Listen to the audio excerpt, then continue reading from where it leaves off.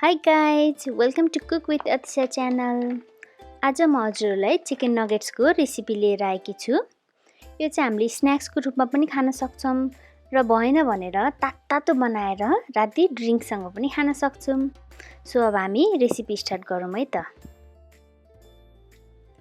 फर्स्टमा चाहिँ एउटा मिक्सरको भाडा लिने र त्यसमा चाहिँ मैले राम्रोसँग पखालेको चिकनलाई एड गर्छु। त्यो पनि बोनलेस, हामीले हड्डी नभएको वाला चिकनलाई राख्नुपर्छ। अनि त्यो चिकनलाई चाहिँ हामीले 2-3 मिनेटसम्म मिक्सरमा ब्लेन्ड गर्ने र मैले चाहिँ 2-3 वटा जति ब्रेड लिएको छु। हजुरले व्हाइट ब्रेड लिए पनि हुन्छ, ब्राउन ब्रेड लिए पनि हुन्छ। अनि त्यसको साइडको चाहिँ हामीले जहिले पनि काट्नुपर्छ किनकि साइडको भाग जहिले पनि मोटो अलिकति सारो हुन्छ र ब्लेन्ड गर्न पनि अलि अप्ठ्यारो हुन्छ। सो हामीले चाहिँ साइडको भाग फेकेर बीचको पार्टलाई मात्रै सँगै चिकनसँग ब्लेन्ड गर्छौं। र हामीले सानो पिस बनाएर एड गर्छौं मिक्स गर्न र मिक्सर गर्न धेरै सजिलो हुन्छ भनेर।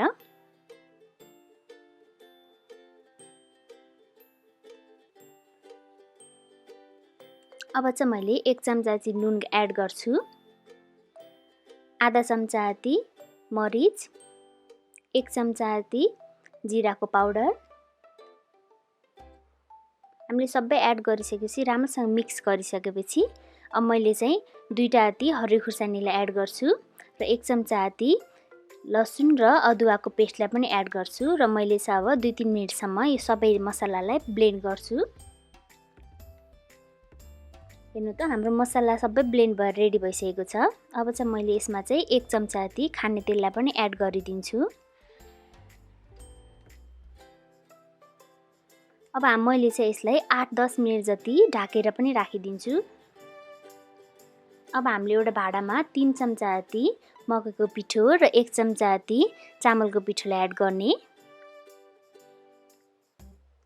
र हामीले थोरै पानी राख्दै एकछिन मजाले यसलाई फिट्ने।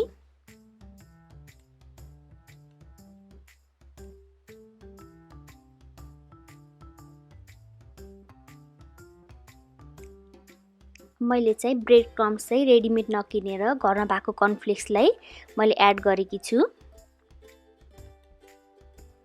त्यो कर्नफ्लेक्सको पनि हामीले ब्रेड क्रम्स बनाउन सक्छौं। हाम्रो ब्रेड क्रम्स पनि रेडी भयो। एउटा जति मैले अब अन्डा पनि लिएकी छु। त्यो अन्डामा चाहिँ मैले थोरै नुन र थोरै मरिचको पाउडरलाई एड गरिदिन्छु र एकछिन मजाले घोलिदिन्छु।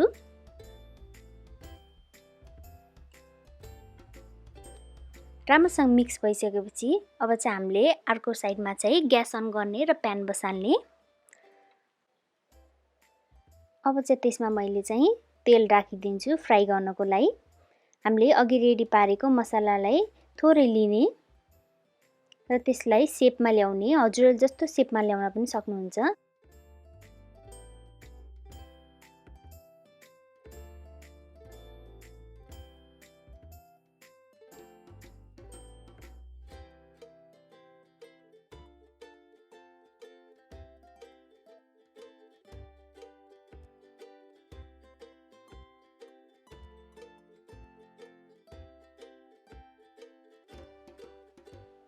सकेसम्म चाहिँ हामीले ग्यास एकदमै सानो बनाउने र तेल पनि थोरै मात्रै तातिदा फेरि धेरै एकदम तातो तेलमा पकाउनु हुँदैन, सानो तेलमा पकाउने किनकि हाम्रो यो अलिकति काँचो मासु, यसलाई सुस्तरी सानो ग्यासमा पकाएर मात्र खानुपर्छ।